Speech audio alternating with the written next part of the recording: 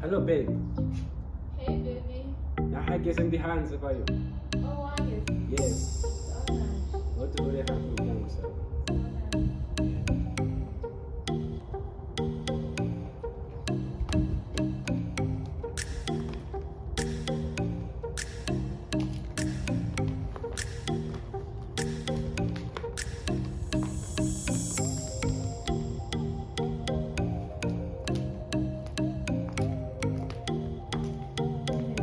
Oh, hey, wahageze. Wambaye neza cyane. Thank you. Wagira.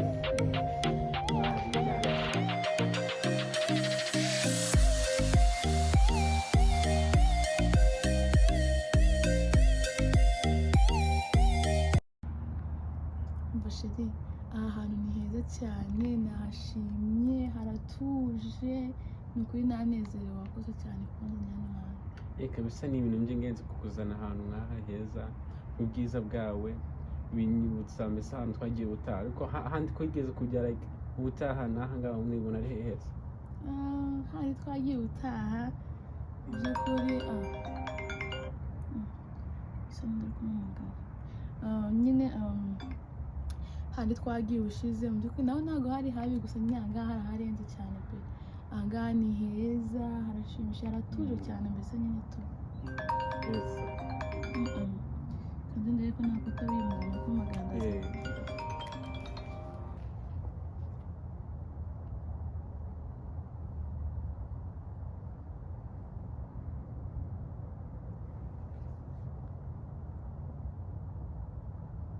La. Yeah. Uri umudukise man. Wana nawe uhora ureba Chelsea. Wasayivuye man. Oh man, hari ahantu nagiye.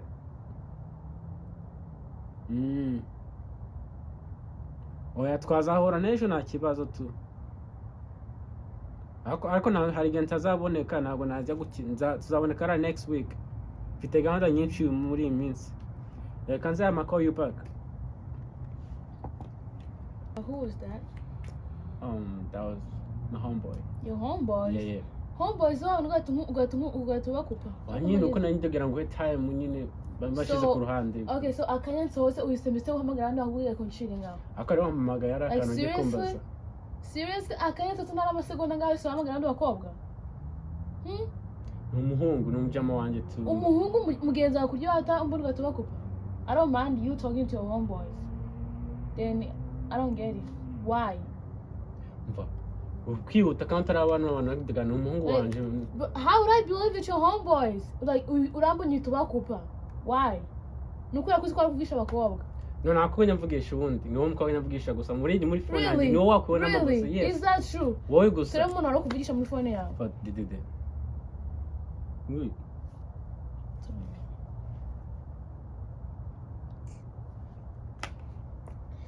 Sorry. Nyine I'm sorry. Nta kibazo bibaho cyane. Nyine ubundi urukundo nirwo runteye gukora ibyo ngibyo. Kubera ko ntabwo mba numva nyine hari umuntu nagusangira nawe, like if you're mine only, you know. You have to be mine only, so I'm sorry nyine ko nari natinze hapo kandi wari kuvugisha ngo bagenzi bawe urambabariye. Ndakora nacyo byumvikana bibaho. Yeah. Thank you. Nusumva ndinde. Ko ukumbwira ndikuvugisha abantu kandi wabonye uyu ndiri umutabro yawe none. This is my brother. Brother uyu nguyu nta kintu wigeze umbwira na kimwe, nibwo ndi kumubona uyu mujama brother wawe nzabazi nawe abana bangaye babiri, nta wigeze umunyerekana. Yeah, this is one of them. Uyu brother nan guhera ryari se none? Really? Giye twagiye wanyu mujama ntitwahuriyeyo. I really doing this. Wanyeretse umuryango wanyu mwese. Uyu nguyu yaragiye gukina umupira, but he's my brother. Umuhungu wawe. Uyu brother uyu nguyu. Yeah, uyu ni brother wanjye. Nitwa nde?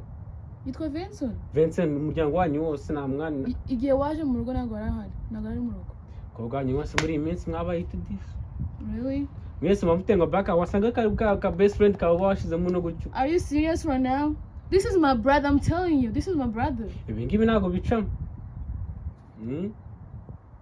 nyine nshaka prove wenda unyereke yuko ari brother wawe mbese w'umuryango wawe muhuje. So you don't believe what I'm telling No. you? Nyereka aho prove Let me byihuse. show you. Okay, Let me twagiye show turebe. you. Let me show you. Oh my god. I cannot believe this. I really can't. Urya koga wose ni kimwe. Bro. Turebe nta kibazo yana. Nuko guforerega na So you see, Nagwanga. so you see this?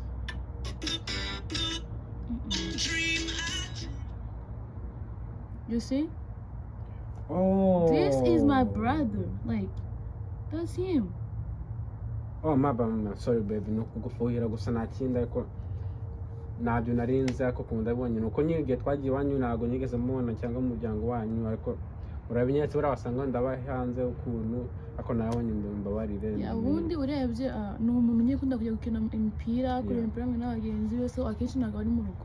Yambare na byabwize to conclusion narakubaza mbese ntabwo nigeze nkubaza ngo mbese nguyu ninde ibiki n'ibiki nahubutse iki ndi kuzana ngo you ni boyfriend wundi ko ruhande ufite utarabimbwiyeho narinze nabanje nakubaza mbese ngo ninde ngo mbwire ibyo mbabare cyandi ntabwo bizongera utanuka nzagenda nitonze nkubaza ibintu gahunda kuri gahunda rwose. It's okay. I forgive you. Yes, bari. Thank you. Hello guys, this is Esri and I'm here with Papa TikTok. So guys, today's lesson was think before jumping into conclusions.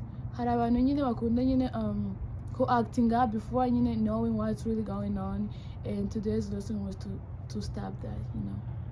Ya none turi kuvuga ngo kwakundi nyine ubona umuntu ari kumwe n'undi muntu ugatutangira kumutuka ngo ibiki ukabajudginga utaramenya ibijya mbere ujye ugenda nyine ubabaze umenye mbese umuntu ari kumwe n'inde ibiki bijya mbere maze nuko ahangaho mwumvikane apana kujya bona ibintu maze jumping conclusion utabanje wamenya mbese bijya mbere.